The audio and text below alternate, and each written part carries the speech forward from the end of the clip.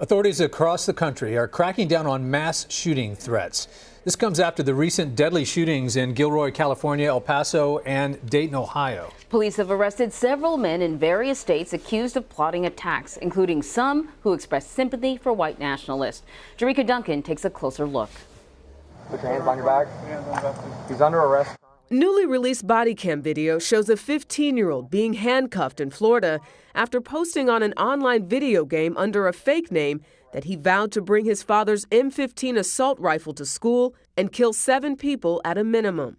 He's a little boy. He didn't do anything wrong. Yes, he's 15, but he's still a little boy, and he's not one of the crazy people out there doing stuff. His mother insists it was a joke, but her son is still facing a felony charge. How do we know he's not going to be the kid from Parkland? He's not going to be the next kid, the kid that shot up Sandy Hook. We don't know that. In Indiana, 38-year-old truck driver Thomas Matthew McVicker is in custody after a friend reported him for allegedly planning to carry out a mass shooting at a Memphis church and use his knife to slit a pastor's throat. A possible national tragedy, was avoided, because this young lady did the right thing. McVicker allegedly texted his friend, "I think I'm just going to kill some people on the street and get away with it, then kill myself." According to court papers, McVicker's mother confirmed her son is being treated for schizophrenia and that he owns a handgun. Someone who's already thinking about it will accelerate those plans when they see the one before that. And that's why this appears to be a contagion. NYPD Deputy Commissioner of Intelligence and Counterterrorism John Miller says in most cases, suspects will signal they might be planning something. The patterns are fairly clear. If people learn what they are and have the ability to step forward and say, I'm going to report this, we're going to have fewer of these. That was Jericka Duncan reporting. For more on this, let's bring in CBS News senior national security analyst Fran Townsend. She also served as a Homeland Security and Counterterrorism advisor for President George W. Bush. Fran, from your experience, what can the government do and what is the government doing to try to track these mass shooting threats and prevent them from around the country? So we've learned a lot of lessons from what we did against international terrorism, right? You remember there was the See Something, Say Something campaign. If you were on the subway here in New York, or you saw an abandoned package.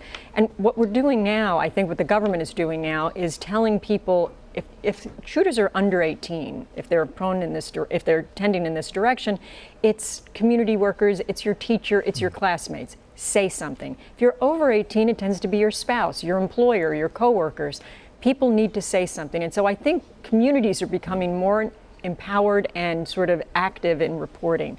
But there are other things the government needs to do, right? We also learned against international terrorism, you have to take away the enablers, take away their guns. What are we doing on background checks, right? We need to make that harder. You need to take away their ability to communicate. And so social media platforms where they post these hateful manifestos have got to take them down and alert law enforcement. And if you take a slice at each of those pieces, we know we can be successful. There's been no question. It's not just our reporting. There are a rise in these incidents of anti-Semitism, whether it's based on gender, race, religion, in this country and in Europe. I think the federal government was slow to shift resources from international to domestic terrorism. They're doing that now. But I think we're going to see more of these. I mean, the notion that we've disrupted 6 since El Paso, if that had been Muslim terrorists, we'd have been hysterical. Right. I think we've got to be careful not to allow ourselves, when the terrorist is a white male, to make excuses. That person is sick. That person is crazy. Well, that may be true, but we can't undermine the idea that that person is a terrorist just as much so. As if it was an Islamic terrorist. Shortly after the 2 most recent mass shootings, the president brought up expanding background checks. He's backing away from that, and we're hearing now more about mental health resources. How important is that component of the conversation? I mean, sometimes there's a lot of criticism because, in an attempt to avoid discussing more gun laws, the pivot is to background or is into mental health. But mental health is a factor too, is it? It absolutely is. Look, and we found this in multiple instances. Many of these guys have purchased guns legally, right? And so but my point is, not any one thing is going to solve this problem. You got to do all of it, right? And you can't pick and choose from the menu of things that are politically easy versus things that are politically hard. You've got to do all of it. And we were not this reticent when the terrorist didn't look like me. Let's switch gears now to the resurgence of ISIS in Syria and Iraq. The caliphate doesn't really exist anymore, and yet the group exists and has been very actively recruiting, especially in some of the refugee camps. This at a time when the administration wants to pull out even more troops from that area. What's your take on that? I find this so frustrating. I have to tell you, I don't understand why we don't learn the lessons of history, even recent history, right? When President Obama withdrew the troops from Iraq, I was critical because I said you're going to see a resurgence. What we know, again, from what we've done, is that when you take the caliphate away, when you defeat a group, many of the remaining members just melt into the population. And so we knew that happened with ISIS, both in Iraq and Syria and Afghanistan. Afghanistan, exactly. Correct. When we pulled out and lost interest, then Al-Qaeda filled in the gaps. Correct. And so, look, this should not be a surprise to anybody what's happening. And so I'm very, first of all, the notion of negotiating with the Taliban, who was the group that gave safe haven to bin Laden so we could launch 9/11, is an anathema to me. My heart goes out to the Gold Star families who lost boys and girls in Afghanistan fighting them.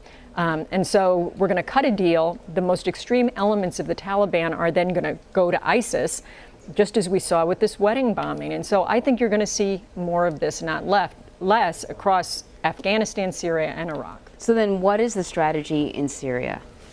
Well, what would you recommend? So we had about 2,200 advisors there, and advisors, people should understand what that meant was that it's not like they're sitting back sort of teaching classes, right? What they're doing is they're helping the Kurds and the Syrian Democratic Force actually plan and execute operations.